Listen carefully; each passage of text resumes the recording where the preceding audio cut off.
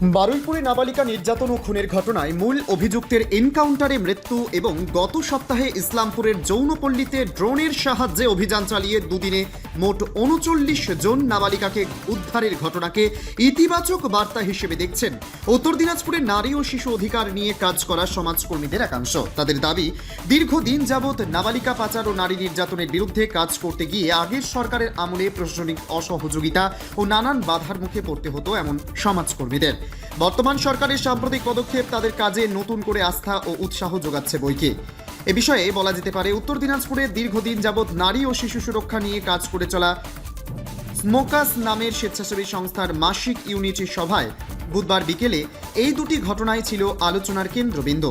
সংস্থার সম্পাদিকা জবা ভট্টাচার্য জানান, প্রতি মাসেই বিভিন্ন ইউনিটের কর্মীদের নিয়ে পর্যালোচনা সভা হয়। তবে এবারের বৈঠকে দক্ষিণ ২৪ পরগনার বারুইপুরের নাবালিকা নির্যাতন ও খুনের ঘটনা এবং ইসলামপুর থেকে একাধিক নাবালিকাকে উদ্ধারের অভিযান নিয়ে বিস্তর আলোচনা হয়েছে। তার বক্তব্য, সরকারের এই ধরনের পদক্ষেপের ফলে নির্যাতিত পরিবারগুলির মধ্যে অভিযোগ জানাতে সাহস বাড়বে এবং অপরাধের বিরুদ্ধে মুখ খোলার পরিবেশ তৈরি হবে। এদিন স্মোকাস নামের স্বেচ্ছাসেবী সংস্থার আয়োজক জবা ভট্টাচার্য আর কি বলেছেন শুনবো তার মুখ। দিদি, আপনার নাম আর কোন সংগঠনের সাথে যুক্ত? আমার নাম জবা ভট্টাচার্য। আমি শ্রীপুর মহিলা ও খাদি উন্নয়ন সমিতির সঙ্গে যুক্ত আছি, সেক্রেটারি পদে আছি। আচ্ছা দিদি, আজকে আপনাদের কি কর্মসূচি ছিল? আমাদের আজকে মান্থলি মিটিং ছিল। এখানে মান্থলি বিশেষ কিছু ছিল মান্থলি মিটিংয়ে?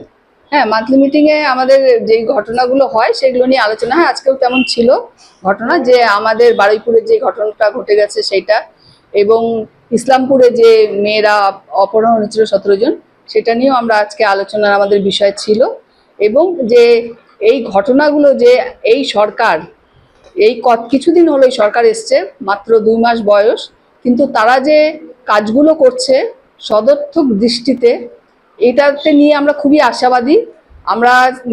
আমরাও ভরসা পাচ্ছি যে আমাদের কাজগুলোকে আরো ভালোভাবে করতে পারবো। কারণ যেই ঘটনাগুলো ঘটে, এই ধর্ষণের ঘটনা বলুন, এগুলো ভীষণ বেদনাদায়ক ঘটনা, মানুষের মধ্যে একটা প্রভাব পড়ে। কিন্তু যখন দেখে যে এটার কোনো ফল হচ্ছে না, ফলপ্রসূ কোনো শাস্তি হচ্ছে না, তখন কিন্তু মানুষ অটোমেটিক ভয়ে পিছিয়ে পড়ে। এবং আজকে আমরা যেই ঘটনা দেখলাম আমাদের পশ্চিমবঙ্গের ইতিহাসে, এটা সত্যি একটা দৃষ্টান্তমূলক ঘটনা যে উনি পদক্ষেপ নিয়েছেন, আমাদের মাননীয় মুখ্যমন্ত্রী। তাকে আমরা অভিনন্দন জানাই, স্যালুট জানাই। এবং উনি যে মেয়েদের পাশে, প্রতিটা ঘটনার পাশে উনি দাঁড়াচ্ছেন এবং তার দোষীদের শাস্তির ব্যবস্থা তৎক্ষণাৎ করছেন, এটাতে কিন্তু আমরা ভীষণ আশাবাদী। পাশাপাশি সংস্থার কর্মী জুই ঘোষ বলেন, তারা দীর্ঘদিন যাবৎ চাইল্ড প্রোটেকশন ও নাবালিকা পাচার রোধে কাজ করছেন। অতীতে বহু ক্ষেত্রে ভুক্তভোগী পরিবার অভিযোগ জানাতে রাজি হতো না। তাদের বক্তব্য ছিল, অভিযোগ করেও কোনো ফল মিলত না।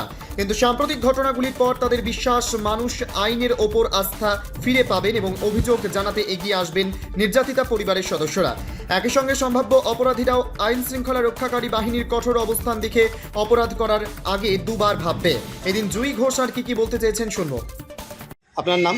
আমার নাম জুই ঘোষ।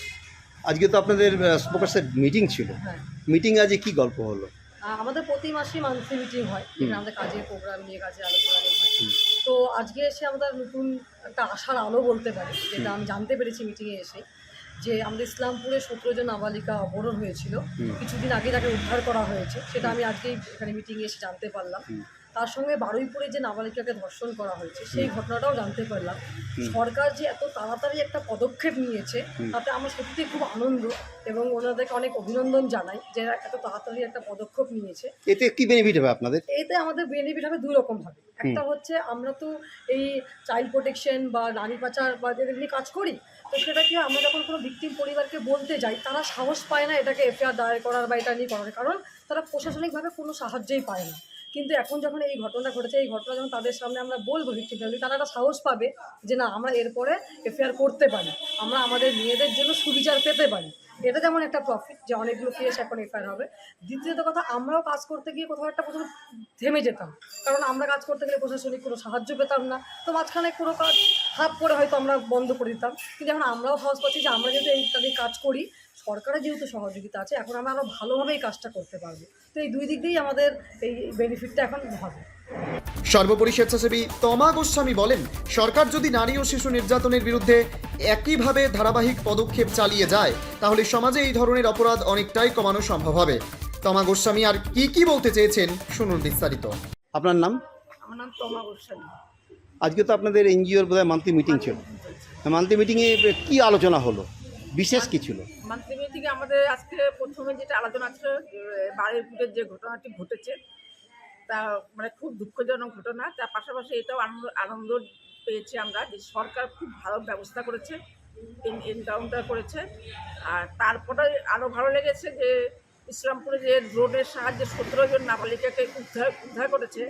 এটা মানে সরকারকে আমরা মানে খুব সবাই মিলে আমরা ধন্যবাদ জানাচ্ছি। আর এটা যেন ধারাবাহিকভাবে থাকে, এটা যেন একটা দেখে যেন বন্ধ হয়ে না যায়। এই সরকার যে পদক্ষেপটা নিয়েছে এটা ধারাবাহিকভাবে চলুক, সরকারের কাছে আমরা এটাই আশা করি। এটা যদি ধারাবাহিকভাবে চলে তাহলে কি সমাজে একটু কমবে? সমাজে এটা অনেক কমবে। অনেক মানে যদি কেউ এরকম ঘটনা ঘটাতে যায় তাহলে তারা একটু ভাবনা চিন্তা করবে, এটা যেহেতু করতে যাই, এর আগে যারা করেছিল তাদের এই অবস্থা হয়েছিল, তাই আমাদেরও তো এই অবস্থা পারে হতে। সব মিলিয়ে অতীতে প্রশাসনিক বাধা ও অসহযোগিতার অভিযোগে হতাশ হয়ে পড়া নারী আধিকারিক কর্মীদের একাংশের মতে সাম্প্রতিক ঘটনাগুলি তাদের নতুন করে আশা জুগিয়েছে এবং নারী ও শিশু নির্যাতনের বিরুদ্ধে আরও জোরালোভাবে কাজ করার প্রেরণা দিয়েছে। উত্তর দিনাজপুরের রায়গঞ্জ থেকে বিশেষ প্রতিনিধির রিপোর্ট, টাইমস 14 বাংলা। আরো নিত্য নতুন ভিডিও পেতে এবং তথ্য জানতে আমাদের ফেসবুক পেজকে লাইক ও ফলো করে রাখুন। সেই সঙ্গে টাইমস 14 বাংলার ইউটিউব চ্যানেলকে সাবস্ক্রাইব করতে ভুলবেন না। মুখের উজ্জ্বলতা হারিয়ে গেছে, স্পট পড়ে গেছে, ব্রণ ভর্তি, তাই আর দেরি না করে আজই আসুন রায়গঞ্জের চণ্ডীতলায় হেলথ প্লাস মাল্টি স্পেশালিটি ক্লিনিকে এবং এখানে পান অভিজ্ঞ ডাক্তার দ্বারা ফ্রি স্কিন টেস্ট।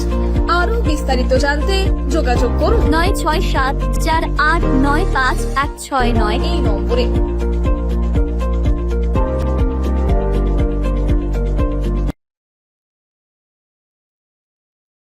আজ তোমার বিয়ে সাজলো নতুন সাজে।